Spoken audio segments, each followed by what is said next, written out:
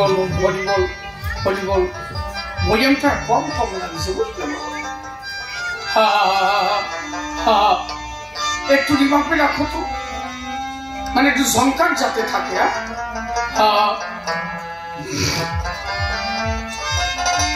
একটু বলাও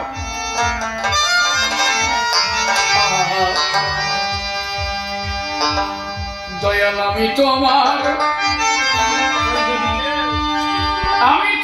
হই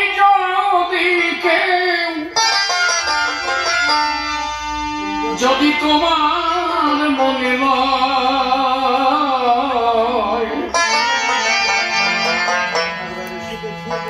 আমায় একবার এসে দেখে যে আমি ভালো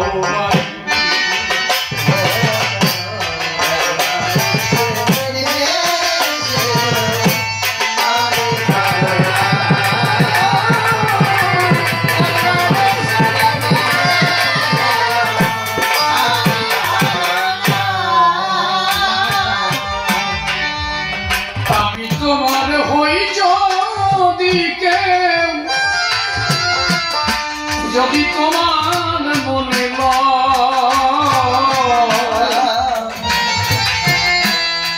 একবার সে দেখে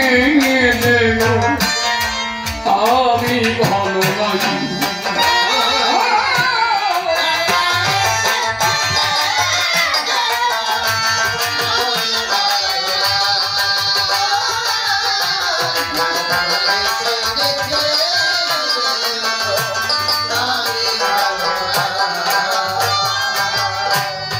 আমার সঙ্গী হলো দেখার মালা অনেক দুঃখে গালি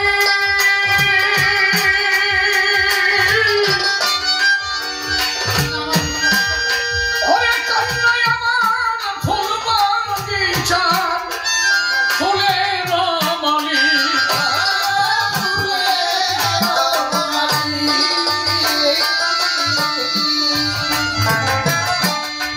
সঙ্গে হলো ব্যথার মালা দুঃখে নালি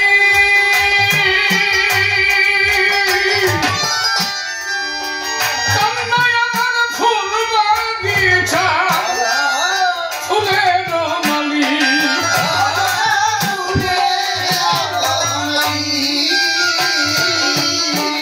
আমি যাদের নিয়ে সদাই চলে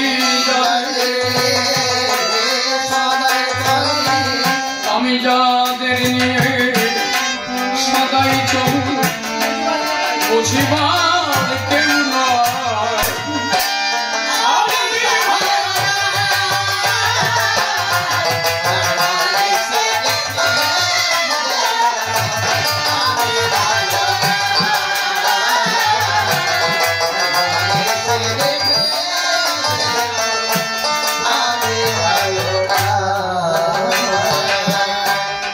আমি জন্মবধি অপরাধী ভগবান কপা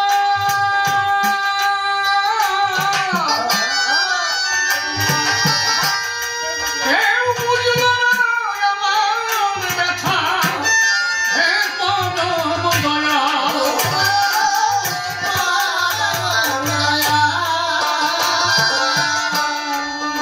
জন্মবধি অপরাধী ভগবান কপাল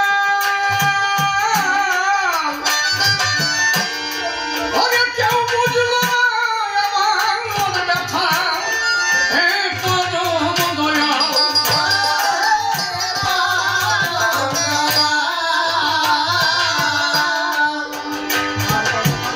আমি আর কত কাঁদবো দয়াল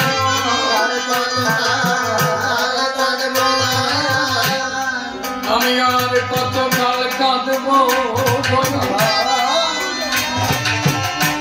এই অকুল দরিয়া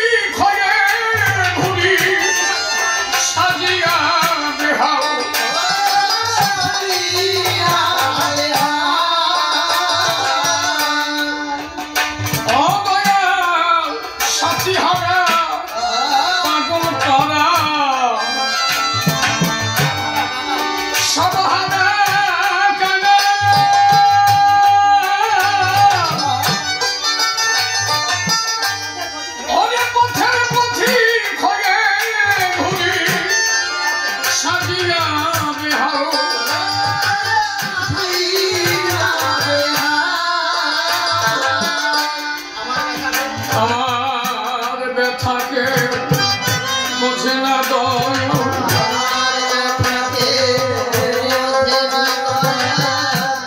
আমাদের থাকে বোঝে না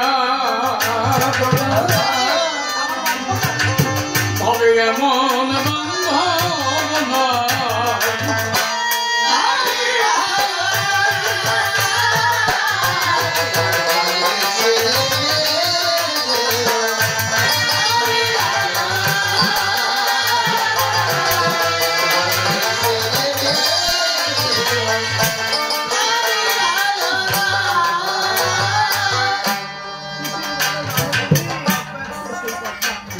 পৃথিবীতে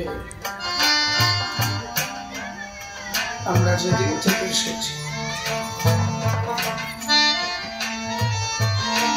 সেই দিন থেকে একটা বিরহের সৃষ্টি হয়েছে।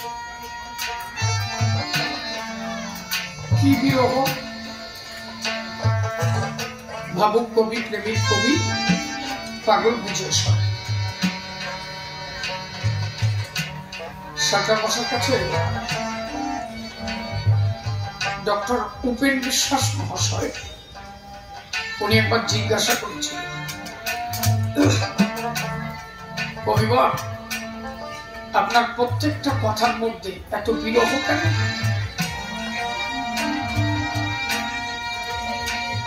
বিজয়বাবু বললেন, আমি যেদিন থেকে জগতে এসেছি সেই দিন থেকে আমার বিরহ শুরু হয়েছে। আচ্ছা আপনি বলেন তো, আস্তে এটা গান শোনাবো। এই আসরটা একটা ঐতিহ্যবাহী আসর। আস্তে এ বহুদিন আগের আসর। এই আসরে পাগল বিজয় সরকারও গান গেয়েছে, আমি শুনেছি নাকি? এই আসরের আচরণ তো এইরকম হবে না।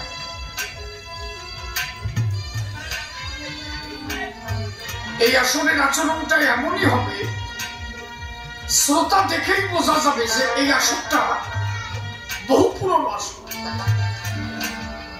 একটা সুর যদি পরে ঝাঁক করে এত নীরবতা থাকবে আসরটা। যারা কেবলমাত্র 2-1 বছর কবি গান গায় তারা বোঝে না কবি গানের সে জায়গায় শেষাশেষি আর মানা যায় নাকি? আর এই জায়গায় প্রতি বছর 2 দিন করে কবি গান, এই জায়গাটার ভাবটা তো একটু আলাদা থাকবে না?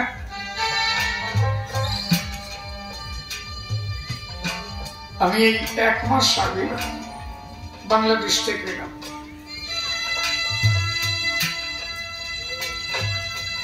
পূর্ববঙ্গে 1 মাস ঘুরে গান করে আসলাম। যে আসলে পাগল বিজয় সরকার গান গাইতো, কবি গানটা কেমন এইটা আগে করেন অনুধাবন, তারপরে কবি গান শোনে।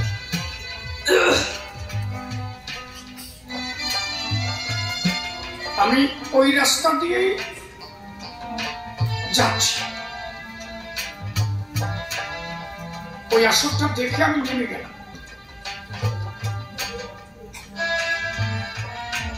যে আসরটায় পাগল বিজয় সরকার গান গিয়েছিল তখন তো প্যান্ডেল বলতো না, বলতো বাদাম টানানোর কথা। বাদাম টানায় যেত একতলা গান গাইছে নাকি? বাদাম টানা, ওইখানে বাদাম টানিয়ে গান হচ্ছিল।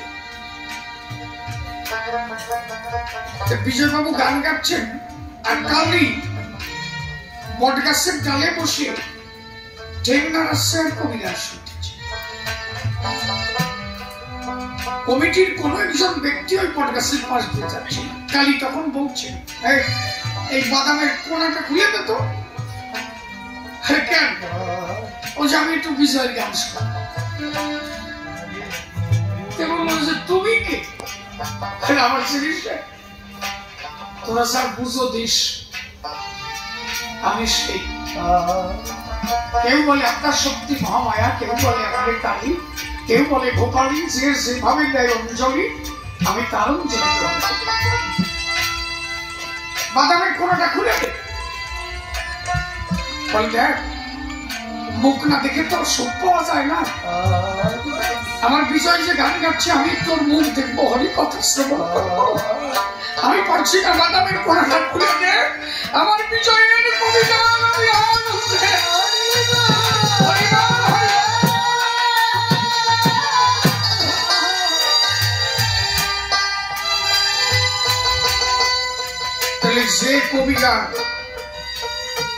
যে কবি গান শুনতে পাগল, বিজয় সরকারের গান শুনতে কালী বটগাছের ডালে কমিটির ছেলেকে বলে, বাদাম দে খুলে, আমি একটু বিজয়ের মুখে হরি কথা। আমরা তো সেই জগতের কবি নই, তবুও তো তাদের কথাই কই। আমাদের তো হরি কথা ছাড়া আর কিছু নাই। সেই কবি গান যখন আমরা করি, অন্তত কবি গানটার সকলের মর্যাদা দেওয়া উচিত বলে আমি মনে করি। এ তো শুধু একটা ঘটনা না, যেদিন তারক গোসাই মনোহরকে বায়না নিয়ে জমিদারের বাড়িতে গানে গেল। কালী কেন কবি গানটা বেশি ভালোবাসে? মনোহর বায়না রেখেছিল যে আমি যেন কবি গানে প্রতি বছর শ্রেষ্ঠ হয়ে আসি। জমিদার বলেন, মোনা এবার তোমার বায়না দেওয়া যাবে না, কেন? গান গিয়ে শুধু তুমি একা জয়লাভ করে যাও, এইরকম কোন কবি আছে যে তোমার হারাই দিতে পারে? বলেন একজন আছে, কে? বলেন আমার গুরুদেব শ্রীমৎ তারক গোসাই। বলে তাহলে এই বছর তারিখ নিয়ে আসে। দেখো, বায়না গাইতে গেল, নৌকা নদীর ঘাটে বেঁধে রেখে গান শুরু করল। গান দুজনের হলো, তারক সরকারের গান কমা হয়ে গেল, মনোহরের গান জয় জয় জয়কার হয়ে গেল। জমিদার মনোহর সরকারের মধ্যে বুঝতে পারছি প্রতি বছর হাও জয়, এই বছর ওই জন্য অন্য একটা সাথে বাধাই নিয়েছে যাতে এবারও তোমার জয় হয়। দেখেন, ব্যথা দেওয়ার কথা বলবেন না, উনি আমার গুরু গোসাই। উনি যদি গান গায়, উনি যদি চিন্তা করে প্রতিটা গাছের পাতা তারকের কথা শুনে বাবা যে গান কেন ভালো গায় নাই তা তো দেখেন, ভাবনা কোন যায়। এখন নৌকায় গিয়ে ভাত রন্ধন হচ্ছে, তারা বসে যাবো না, তা আবার তো আসলে জাতি হবে, তাড়াতাড়ি ভাত রান্ধতে দেবে।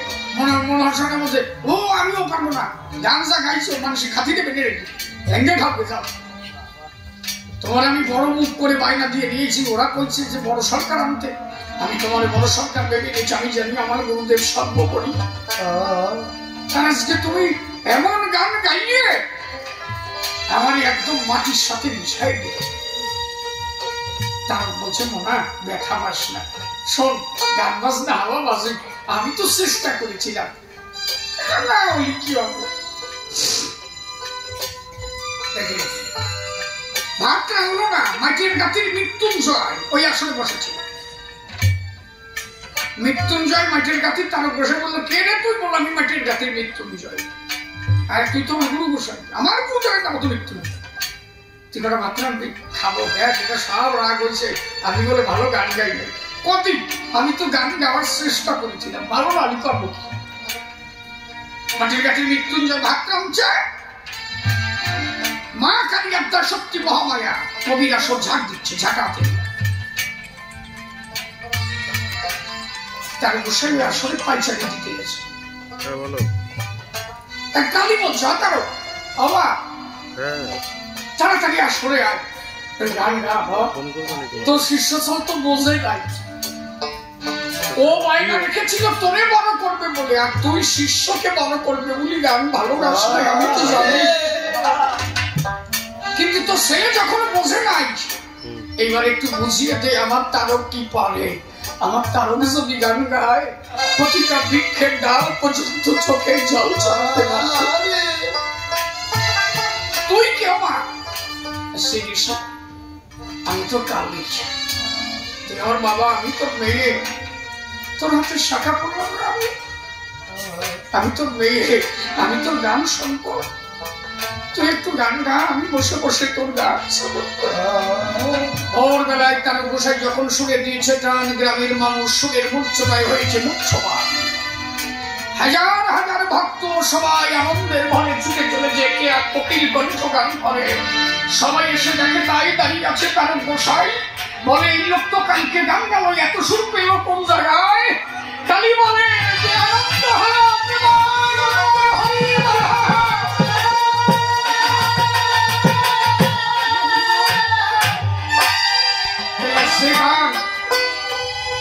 যে কবি গান শুনতে কালী বসে থাকে। এখন আমরা কিছু কবি আর ব্যবসা ভিত্তিক হয়ে গেছি তো, কিন্তু আগে তো এরকম ছিল না। আগে একবেলা গান যদি গাইতেছে তো তো মাঠের মধ্যে দিয়ে ঢোল কাঁধে নিয়ে হাঁটিয়ে যাইয়ে গান গাইয়ে নাইতে খাইয়ে আসতেছে। আর এখন আগের থেকে বুকলিশ না অনেক কি পায় আমি জানি না, বুকলিশ পাঠাতে যায় ইলিশ মাছের পাতুরি, এবারে গলদা চিংড়ি, কত কায়দা হচ্ছে।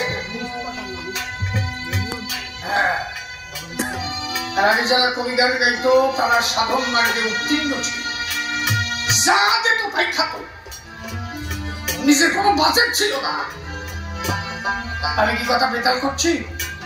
যারা পূর্ব কবিয়ালদের সঙ্গে মিশেছেন এখন অনেক বৃদ্ধ মানুষ আছে, বিজয় বাবুর চলাফেরা, জ্ঞানাদি বাবুর চলাফেরা, তার বাবা যা দেশে তাই আনন্দে খাইছে। এই জন্য কবি গানটা তখনকার গান খুব সাধনা গান, কবিরা যা মুখে বলতো তাই সত্য।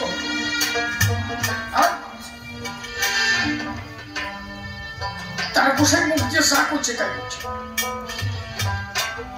নাম শুনে থাকবা গোয়ালি বিশ্বাস, নাম শোনা আছে? সাতপাড়ের গোয়ালি বিশ্বাসের কারা শুনেছে? ওটা হাতু চরণ আছে কেন? বয়স্ক লোক একজন, হ্যাঁ ওই যে গোয়ালি বিশ্বাস সাতপাড়ের। আমি এই ঘুরে আসলাম, গোয়ালি বিশ্বাসের সব খালি মাইয়া সেই হয় না, 13-14টা মাইয়া এক সলের আশা করতে। সবাই বললো কি তার ওখানে দিয়ে একবেলা কবি গান দাও, তারা যদি কবি গান গায় তাহলে তোমার সল হবে না, আর তোমার বাড়িতে ঠাকুরের নাম হবে না। তারও একজন সাধক মানুষ, তারা গোসাইকে বায়না দেবে, বাইরে গাইতে গেল। তারা গোসাই গান গাইতে গাইতে হঠাৎ করে ভাবের মূর্ছনে একটা ধ্বনি দিয়েছিল, জয় জয় হরি গুরু চাঁদ প্রেমানন্দে হরি হরি।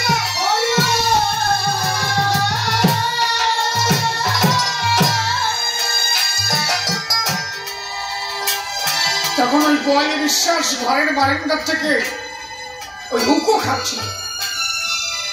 গান যখন শেষ হয়ে গেল তার বসে কই একটা গোয়ালি বিশ্বাসের বলে দেওয়া টাকা দেবে, কয় টাকার বাইনা ছিল তার দিলাম পাইছে।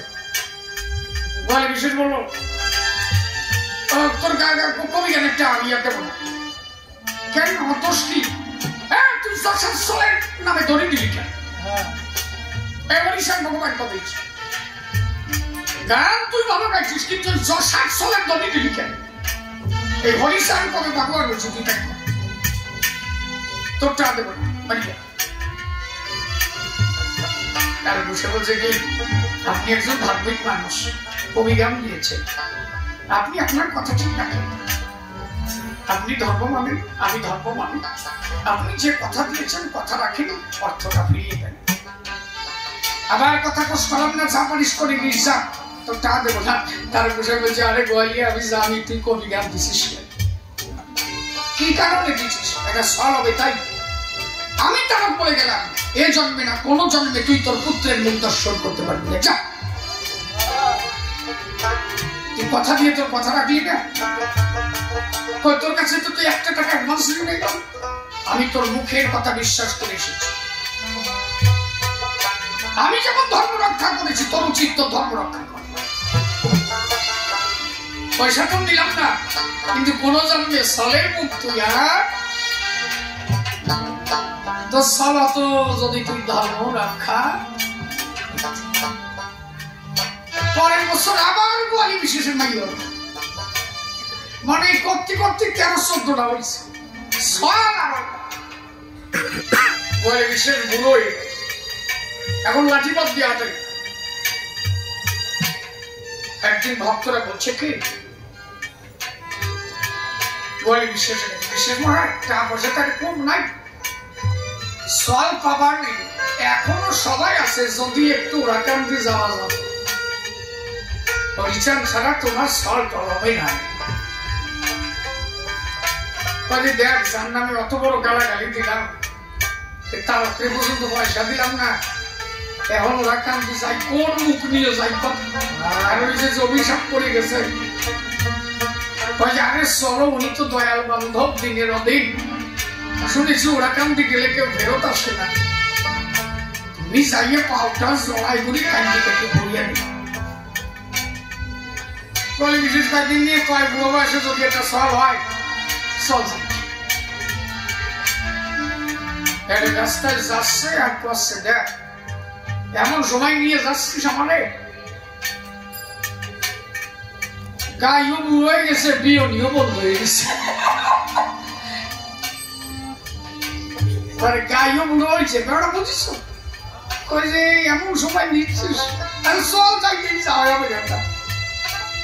ওরা কান্দির মাটিতে কেবল ওই লাঠি নিয়ে পা দিয়েছে। ঠাকুর আমার একটা বাইরে দিয়ে বলছে বিশাল যখন দাও, আর সামনে গেল আসতে পারি। বিশেষ মশাই দাঁড়ায় গেছে, বলে লাঠিটা ফেলে দেয়, লাঠি ফেলে দিয়ে হেঁটে আসেন না, বলে লাঠি সাইডে দিলে এবং পড়ে যাবে, আমি এমনি এক পবারতে পারি। আমার ঠাকুর বললে এটা ওরাকান্দির মাটি, এই মাটির গুণ আছে। আমি বললাম তো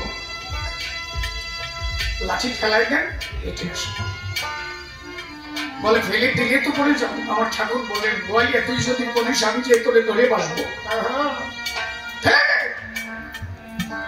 লাঠি ফেলে দিল, আয় হেঁটে আয়। এখন যে হাঁটছে দেখেছে তাই তো, তার তো লাঠির দরকার নেই, পায়ে পাইছে বল, শরীরে পাইছে বল। গোয়ালি বিশ্বাস বুঝতে পারলো জীবনে বড় একটা ভুল করেছে, যে মাটি স্পর্শ করা মাত্র জীবনের সমস্ত বল যখন ফিরে এলো, আমি সেদিন যদি আমার তারকের প্রতি অভিযান না করি,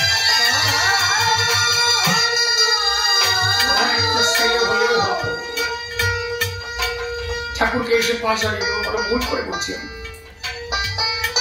তাই বুড়ো বয়স একজন একটা ছেলে তো আগে আসতে পারি, আচ্ছা যাও ঠিক আছে, তোমার বংশ রক্ষা হবে, যাও। ওরা কান্দি এসে কেউ খালি হাতে যায় না, যাও তোমার বংশ রক্ষা হবে।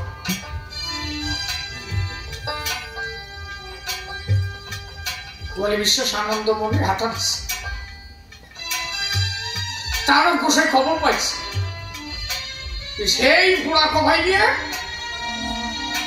গেছে, আর আমি কইছি ও সলের মুখ দেখতে পারবেন, আর বাবা কইছে বংশ রক্ষা হবে, তো বেটাল বাঁধিয়েছে। সকালবেলা তারকাইছে, তার গোসাই যে ঢুকছে, ঠাকুর তারকের দেখে তাড়াতাড়ি এসে তারকের কাছে বলছে বাবা বা ও তারক বাবা, কয়েছে কোনো বাবা করতে বলা কি হচ্ছে তাই কো বাবা, আমি তো গোয়ালির একটা সল দিয়ে ফেলাইছি ওর বংশ রক্ষার জন্যে, আমি তো পরে শুনলাম তুই বলে ওরে অভিশাপ করছিস বাবা, এই কোন রকম ফিরোই নেওয়া যায় না, একটা সল ওরে দেওয়া যায় না, তুমি কইছো তুমি দেও গে। আমি যখন তারক বলছি ও কোনোদিন পুত্রের মুখ দর্শন করতে পারবে না,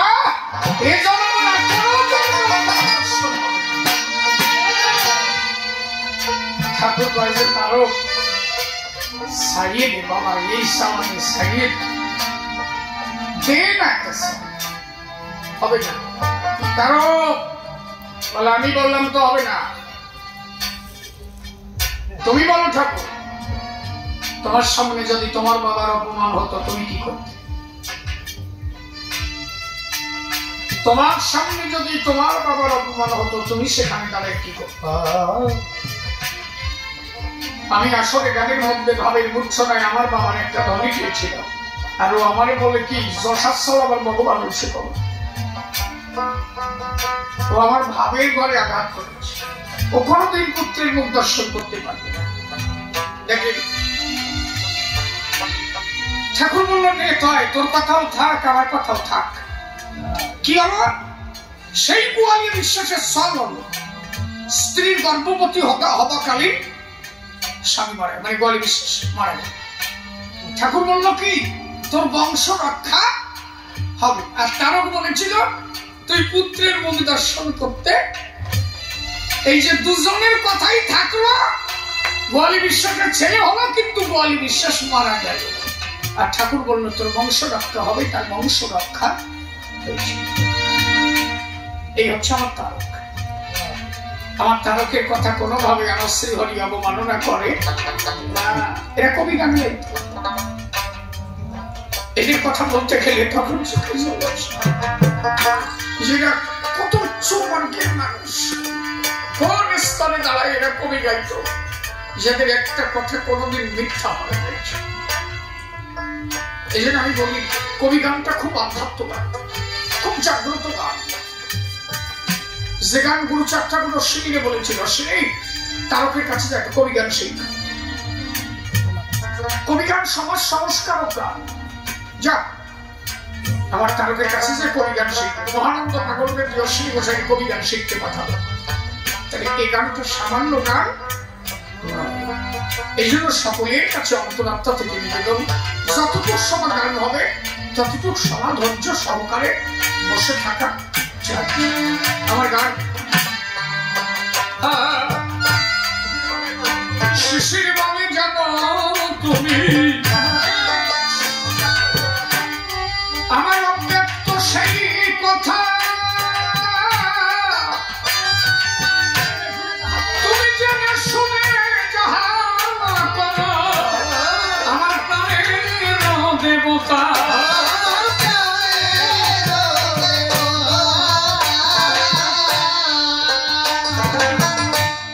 অধম শিশির বামে জানো তুমি আমার অব্যক্ত সেই কথা,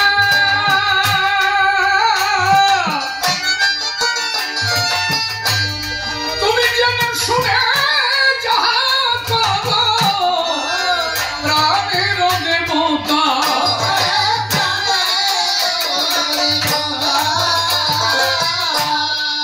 আমি তব চরণে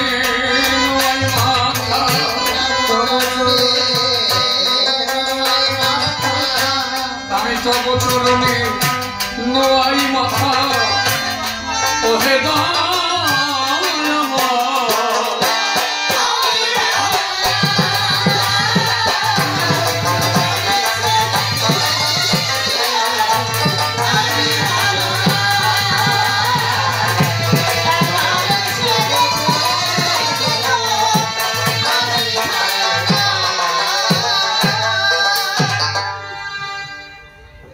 সাধুগুরু